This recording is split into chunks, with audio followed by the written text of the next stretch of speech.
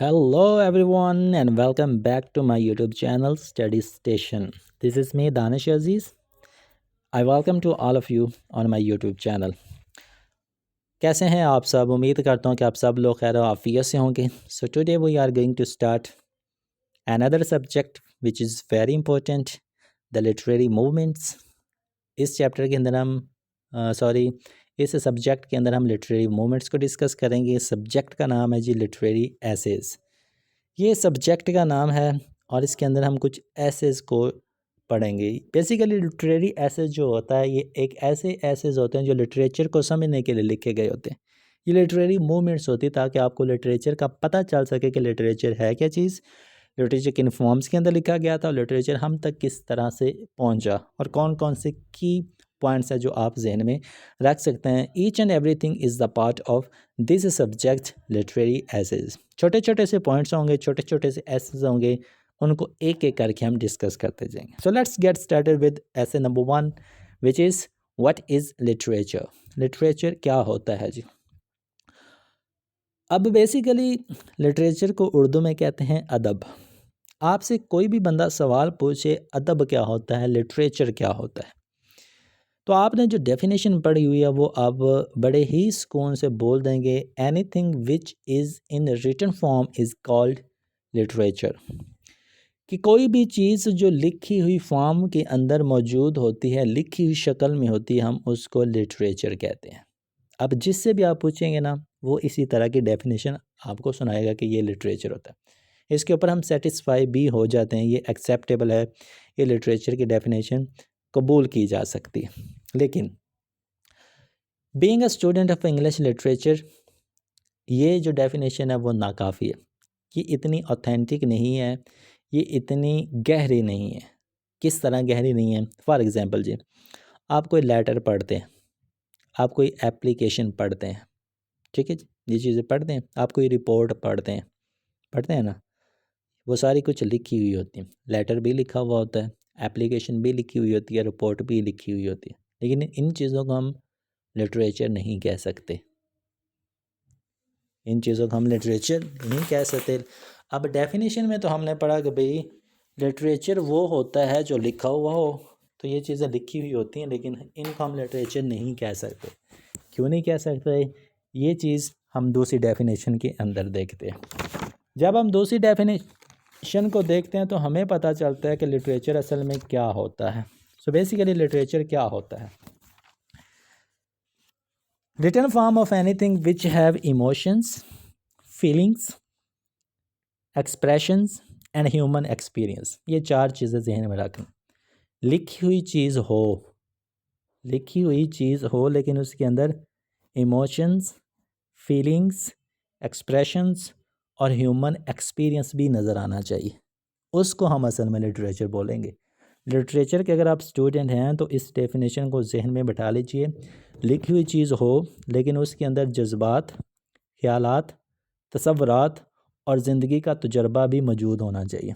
आप कोई चीज़ लिखते हैं या कोई लिखी हुई चीज़ को पढ़ते हैं, अगर उसके अंदर आपको ये वाली चीज़ें नज़र आ रही हैं, it means that is a literature.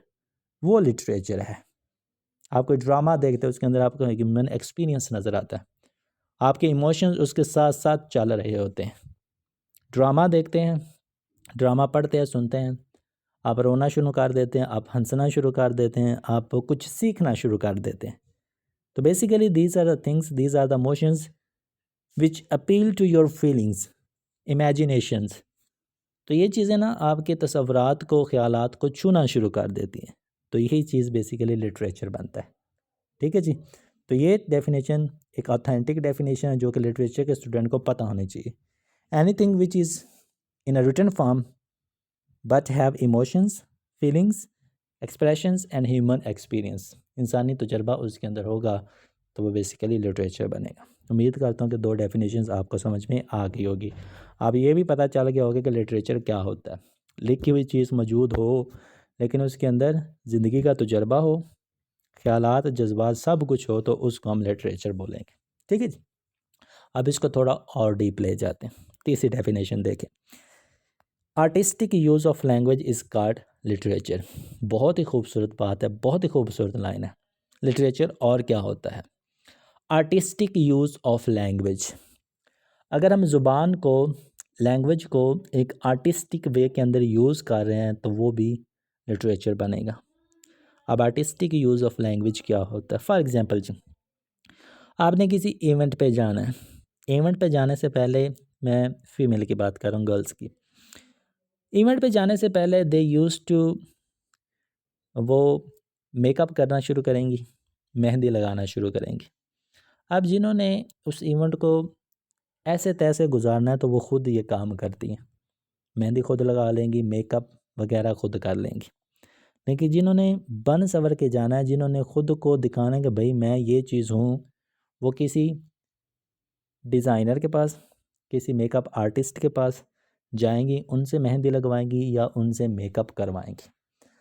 अब खुद काम करना और एक आर्टिस्ट से काम कराना, ये दोनों चीज़ें मुख्तलिफ होती हैं। आप भी मेहंदी लगा सकते हैं, लेकिन मेहंदी डिज़ाइनर भी लगा सकती है। ज़्यादा खूबसूरत कौन लगाएगा? डिज़ाइनर लगवाएगी।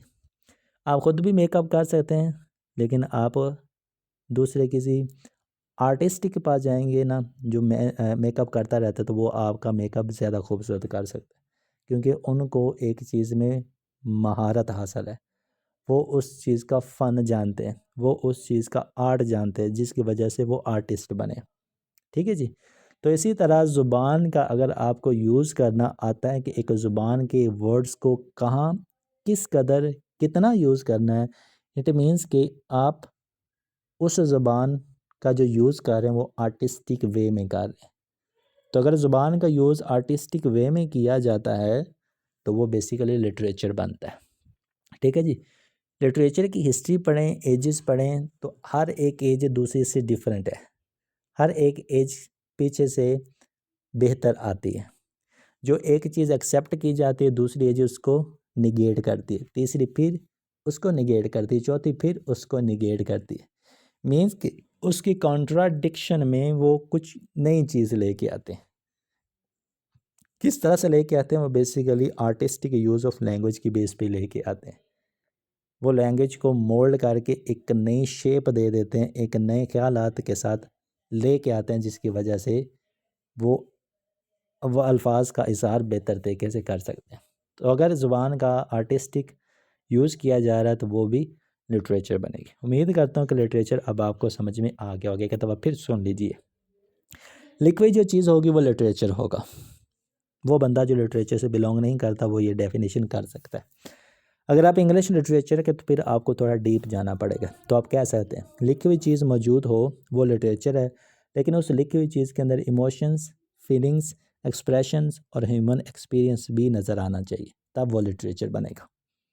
अगर लिटरेचर को और डीप में लेके चलेंगे तो आप कहेंगे कि अगर एक ज़ुबान को आर्टिस्टिक वे के अंदर माहिराना तौर पे इस्तेमाल किया जा रहा है, अल्फाज के साथ खेला जा रहा है, तो वो भी लिटरेचर बनेगा। ठीक है जी। तो इसी ऐसे के अंदर आपने एक और चीज़ करनी है, उसका नाम है फीचर्स करैक्टरिस्टिक्स। अब लिटरेचर की खूबियाँ क्या होती हैं? हर एक चीज़ की खूबियाँ खामियाँ होती हैं, तो अब हम लिटरेचर की खूबियाँ देखते हैं। Number 1, expression of human experience. ये इंसानी तजर्बा भी दिखाता है, इंसानी तजर्बे का निचोड़ है बेसिकली। लिटरेचर हमें मोहब्बत के बारे में सिखाता है, नफ़रत के बारे में सिखाता है, डर के बारे में सिखाता है, सदमे के बारे में, खुशी के बारे में, इंसाफ के बारे में, नाइंसाफ़ी के बारे में, सुकून में, परेशानी में। ये सारी की सारी चीज़ें हमें लिटरेचर से ही पता चलती हैं। ठीक है जी। तो ये इसकी पहली खूबी हो गया। क्वालिटी नंबर 2, इमोशनल पील। जी, अदब इंसान के जज्बात को भी छूता रहता है। इंसान को हंसाने और उसको रुलाने की ताकत वर्ड्स के अंदर मौजूद होती है, वर्ड्स, लिखे हुए वर्ड्स। ठीक है जी।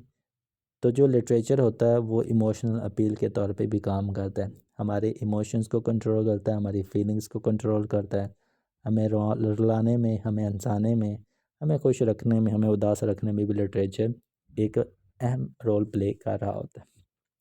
और आखिरी इसकी जो खूबी हुआ है जी, परमानेंस। एक असल लिटरेचर, एक खूबसूरत लिटरेचर वही लिटरेचर होता है जिसको सदियां गुजरने के बाद भी वो उसी तरह से मौजूद रहे। फॉर एग्ज़ाम्पल जी, मैंने आर्टिस्टिक यूज़ करके एक लिटरेचर लिख दिया, मैंने 1000 साल पहले लिखा। मेरे उन वर्ड्स के अंदर इतनी ताकत, खूबसूरती होनी चाहिए कि 1000 साल के बाद भी अगर वो मेरा वर्क, मेरा लिटरेचर पढ़ा जाएगा तो असल में वही लिटरेचर है।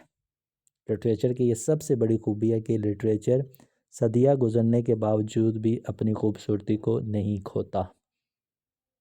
ठीक है जी, जैसा एडिपस रेक्स आप पढ़ें, लिटरेचर का हिस्सा है ना, तो कितना खूबसूरत लिखा है, जब भी आप उसको पढ़ते हैं आपकी रूह ताज़ा हो जाती। तो इस तरह का बेसिकली लिटरेचर कहलाता है। देन द लास्ट पॉइंट, ये भी आपने थर्ड हेडिंग डिस्कस करनी है, फॉर्म्स ऑफ लिटरेचर। लिटरेचर के बहुत सी फॉर्म है, लेकिन जो बेसिक है वो आपको यही मिलेंगी, पोइट्री, ड्रामा और नावल। ड्रामा और नावल तो प्रोज की फॉर्म में आ जाएंगे, पोइट्री और प्रोज तो बेसिक होते हैं। पोइट्री क्या होती है जी, रिदम की फॉर्म में जो लिखी हुई होती है, जिसके अंदर आपको म्यूजिकल इफेक्ट मिलते हैं, जो स्टैंजा की फॉर्म में लिखी जाती है। शेर और शायरी की जो होती है वो पोइट्री होती है, ये चीज़ आप अच्छे तरह से समझते हैं। और जो कहानी की सूरत में परफॉर्म की जाए, किसी की हालात ज़िंदगी के बारे में पैराग्राफ की शक्ल में लिखी जाए, तो वो बेसिकली ड्रामा या नावल बनता है। ठीक है जी। So this is what is literature. ये है जी लिटरेरी एसेज में से फर्स्ट ऐसे, व्हाट इज़ लिटरेचर। उम्मीद करता हूँ कि आपको समझ आ गई होगी। फिर भी कोई क्वेरी, प्रॉब्लम, मसला, मसाइल, सजेशन हो तो वो कमेंट सेक्शन में लाजमी बताएगा। इंशाल्लाह we will sort it out as soon as possible. So इंशाल्लाह we will see you in our next video. Kindly, if you like this video, please comment on this and share this video as well. Inshallah, see you soon. Tab tak ke liye, thank you so much. Have a nice day to all of you.